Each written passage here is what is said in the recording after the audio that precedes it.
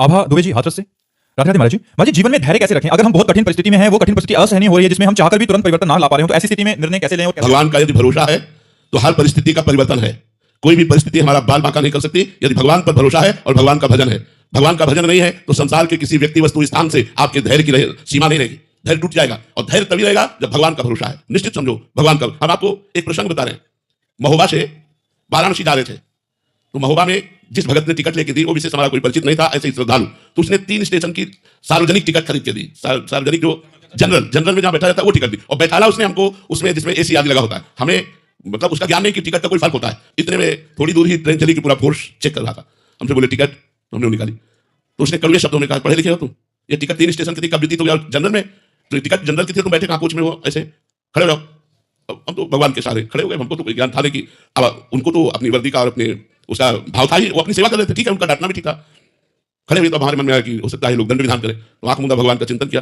फिर एक आदमी ऊपर से उतरा, अंग्रेजी से उनसे बात की और पैसा दिया, इतनी बड़ी कागज की टिकट दी, बोले बाबा बैठ जा। क्या है? उस व्यक्ति से हमारा कोई परिचय नहीं है। जो उतर के आता है कौन है? भगवान। अंदर उसके भगवान ने प्रेरित किया, 1 मिनट में कार्य हो गया। अगर हमारा भगवान पर भरोसा है तो बड़ी से बड़ी समस्या, बड़ी से बड़ी अशांति, बड़े से बड़े दुख का ऐसे निदान हो जाएगा। आप बिल्कुल विश्वास रखिए, ये हम अपने अनुभव की बात कहते हैं। भले हमसे गलती हुई हो और हम समस्या में फंस रहे और भगवान को पुकारा तो भगवान उस समस्या का नाश कर देंगे। हरि स्मृति सर्व विपद विमोक्षणा। भगवान का स्मरण ही तत्काल समस्त विपत्तियों से रक्षा कर देता है। पर होता क्या है, हम लोगों का स्वभाव बना है संसार का आश्रय लेना।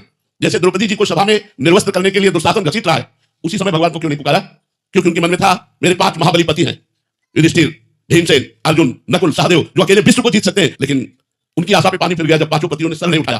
तब आशा हुई कि भीष्म जैसे महाबली, द्रोणाचार्य जैसे आचार्य, कृपाचार्य, इतने बड़े बड़े धर्मात्मा बैठे, इनके बीच में मुझे कौन निर्वस्त्र करेगा? लेकिन फिर भी ये बात अधूरी रह गई द्रौपदी की। उन लोगों ने एक शब्द भी नहीं बोला कि रोका हो सभा में। द्रौपदी ने जब देखा कि कोई साथ नहीं दे रहा तो अपनी भुजाओं का बल, क्योंकि वो अपनी रक्षा करने के लिए समर्थ थी, लेकिन 10,000 हाथियों का बल रखने वाला दुशासन, भला उससे द्रौपदी कब तक लड़ती रहती? फिर दांत का सहारा लिया। जब सब तरह से हार गई तब कहा, हे गोविंद द्वारिकावास।